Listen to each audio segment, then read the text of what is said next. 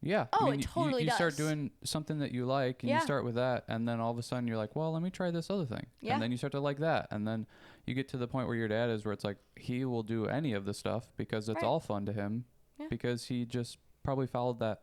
I like this, I'm going to start with this. And then, oh, I'm getting kind of bored.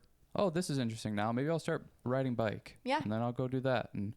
But again, I think people just get way too in the weeds of it of, well, I heard HIIT burns the most calories and also does this and does that. And it's like, yeah, but you hate it. So there's going to be no consistency. There's going to be no longevity in it. Right. So it's like, you like to go on walks. So just go do that. Do that. And then eventually you'll probably go, well, maybe I should lift a weight. And that's sounding interesting now.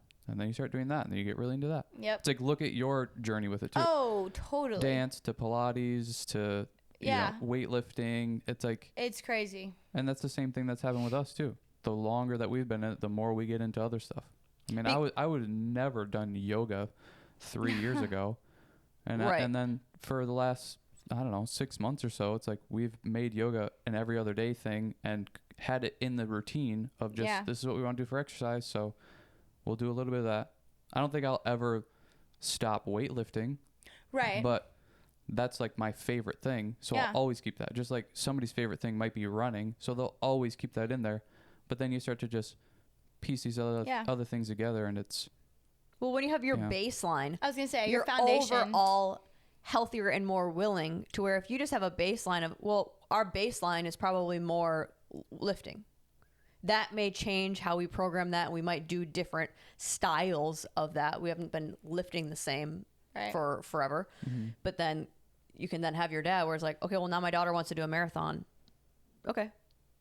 I can do that with you. Oh, you want to do this thing? Oh, I can do that too. Yeah. We want to go on a vacation and the whole vacation is just walking around. Okay, we can do that.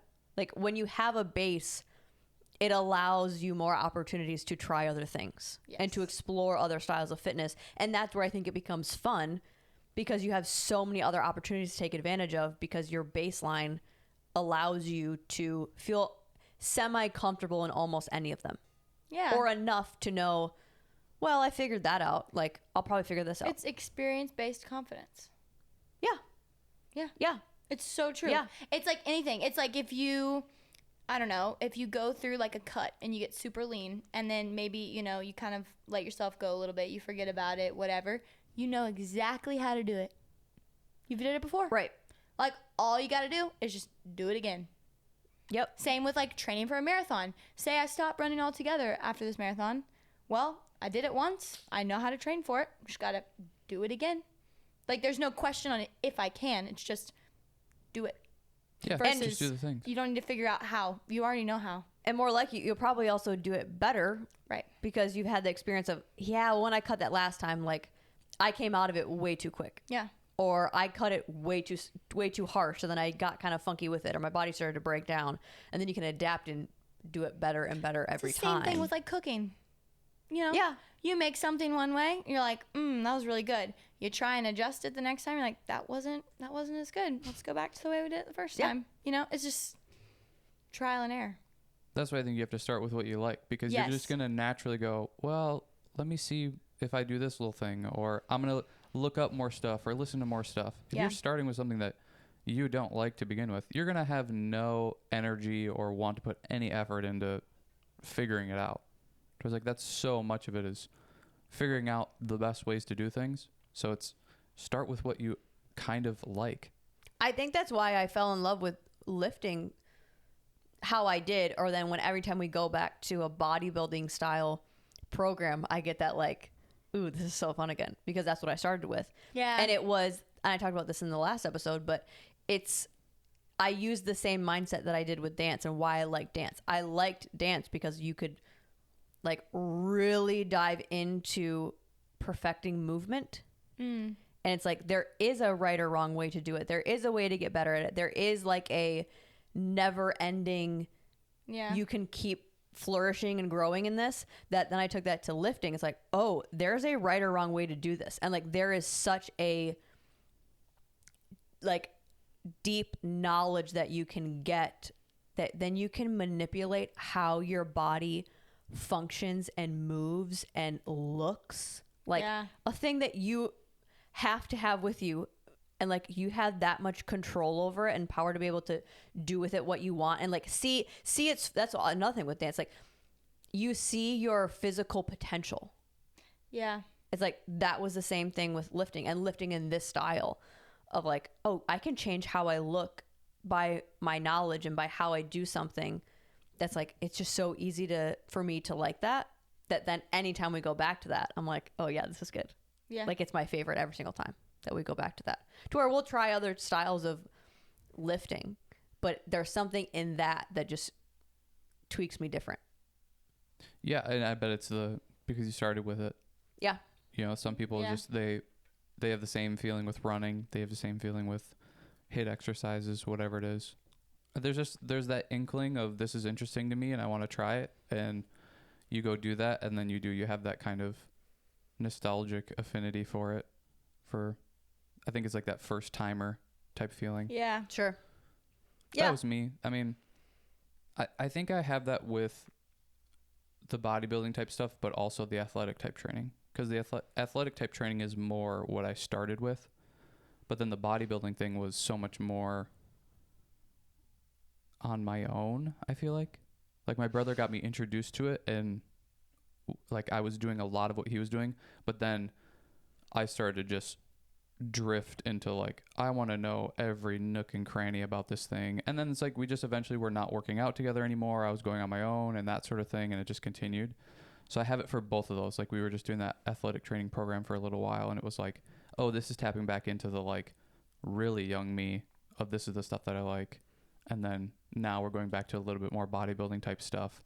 And it's like the same feeling. It's like, oh, I like this. It's the comfort thing, I think. Mm-hmm. It's like you start off with the thing, you learn so much about it, you branch away. And then when you come back to it, you're like, oh, this is like being at home.